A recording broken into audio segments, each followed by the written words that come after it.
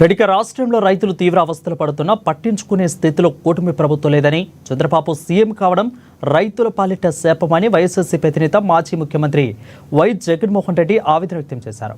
రాష్ట్రంలో ఇవాళ రైతులు నానా అవస్థలు పడుతున్నారని అన్నారు. రైతులను పట్టించుకునే పరిస్థితి ప్రభుత్వంలో లేదని అన్నారు. ఇక రైతులు ఆత్మహత్యలు చేసుకునే పరిస్థితి ఏర్పడిందని అన్నారు. ఇక తమ హయాంలో రైతు రాజ్యం నడిచిందని, కానీ కూటమి ప్రభుత్వంలో రైతు నష్టపోతున్నారని అన్నారు. ఇక మా హయాంలో ఖరీఫ్ సీజన్లోనే పెట్టుబడులు సాయం అందించాం. చంద్రబాబు వచ్చాక రైతు భరోసా సాయం లేదు. కేంద్రం ఇచ్చే 6,000 రూపాయలు కాకుండా మరో 20,000 రూపాయలను ఇస్తామని చంద్రబాబు చెప్పారు. అయితే ఇక గతేడాది రైతు భరోసా 20,000 రూపాయలు ఎగ్గొట్టారు. మోడీ ఇచ్చారు, చంద్రబాబు ఎగ్గొట్టారని ఎద్దేవా చేశారు మాజీ సీఎం వై జగన్మోహన్ రెడ్డి. ఒక సంవత్సరం కిందట వైఎస్ఆర్సీపీ ప్రభుత్వం ఉన్నప్పుడు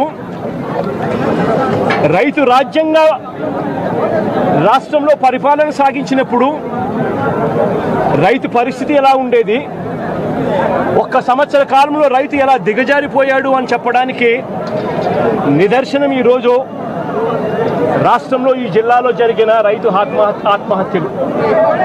గత ఏడాది రైతు భరోసా కింద రైతన్న పెట్టుబడి సమయంలో రైతన్నకు పంట వేసే సమయంలోనే మే మాసం చివరికల్లా ఖరీఫ్ మొదలయ్యే నాటికల్లా రైతన్నకు